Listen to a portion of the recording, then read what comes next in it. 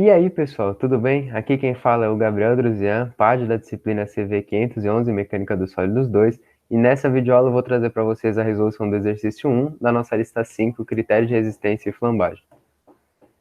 Aqui ele dá para gente, sabendo que σT, que é a tensão admissível de tração, é de 30 megapascal e a tensão admissível de compressão de 50 megapascal, determinar se o material está em condições seguras pela análise gráfica e também pela analítica, utilizando o critério de Mohr-Coulomb.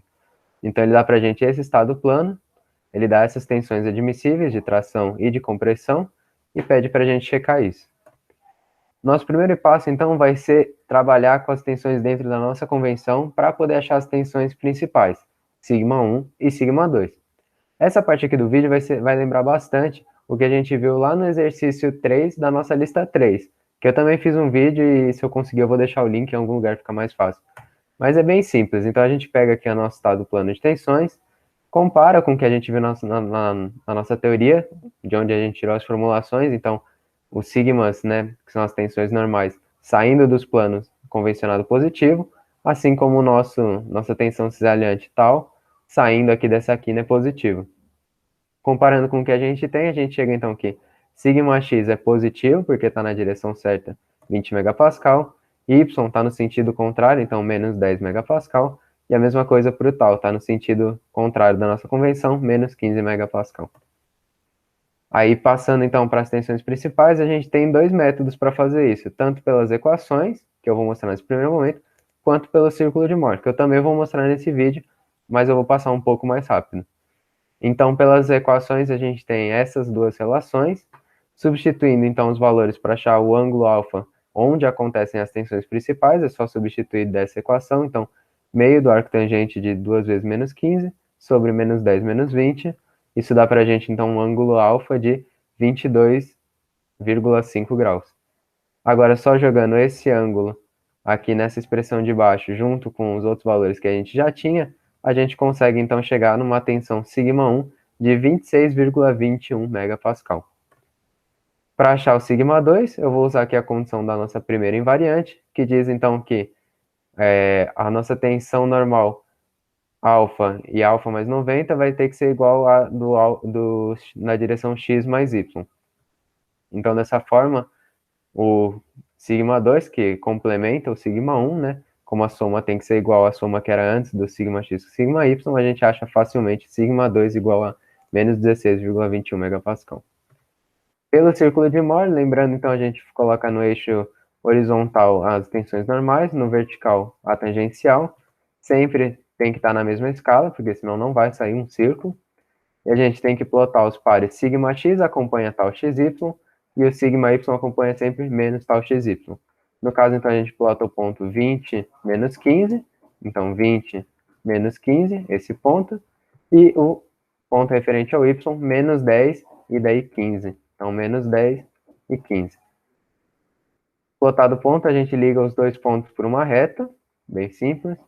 Terceiro passo, a gente vai indicar o sigma médio, que é onde essa linha que a gente acabou de desenhar cruza com o nosso eixo horizontal, portanto aqui, e a gente calcula também, o sigma médio nada mais é do que a média do sigma x com sigma y, então 20 menos 10 sobre 2, 5 megapascal. Agora o nosso quarto passo, traçar um círculo de centro sigma médio que passa pelos dois pontos plotados, ou seja, esse ponto e esse ponto aqui de baixo. A gente traça o nosso círculo. Quinto passo, achar o raio do círculo, da onde a gente vai tirar esse raio, desse triângulo aqui. Então, levando ele aqui para o lado, a gente vê o quê? Que a gente tem o raio, aqui é o ponto menos 10 e aqui é o ponto 5, no eixo horizontal, no eixo vertical 0 e 15. Então, esse lado é 15, o outro lado também é 15, o raio vai ser 15 raiz de 2, né? Fazendo por Pitágoras, 21,21 megapascal aproximadamente. Nosso sexto passo é achar, então, finalmente as tensões principais, σ1 e σ2. Pelo desenho você já pode ver, né, que o σ1 nada mais é do que o sigma médio mais um raio, assim como o σ2 é o sigma médio menos um raio. Substituindo apenas os valores, você chega, então, igual a gente tinha achado pelas equações, né, tinha que ser σ1 igual a 26,21 megapascal e o σ2 menos 16,21 megapascal. Além disso, a gente pode achar o ângulo das tensões principais, que a gente tinha calculado lá, que era 22 graus e meio, aqui a gente pode conferir isso aí. Então, do mesmo triângulo retângulo que a gente tinha achado o raio, a gente consegue achar o alfa, usando a relação aqui, por exemplo, dos tangentes.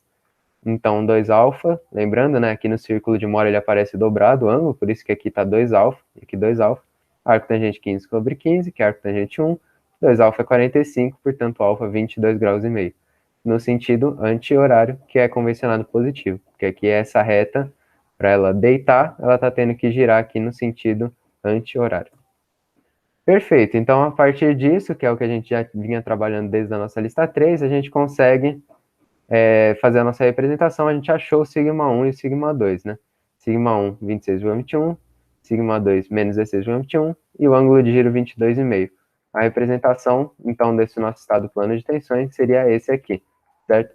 Onde o ponto que tinha o sigma x, quando a gente deu a girada aqui, ele foi parar em sigma 1, o ponto referente ao sigma y, quando a gente girou, ele veio parar no sigma 2, então ele foi exatamente dessa forma. E agora aqui o nosso quarto passo, então, vai ser a fazer realmente análise analítica. Agora a gente já tem tudo para poder fazer ela para ver se está seguro ou não esse estado plano de tensões.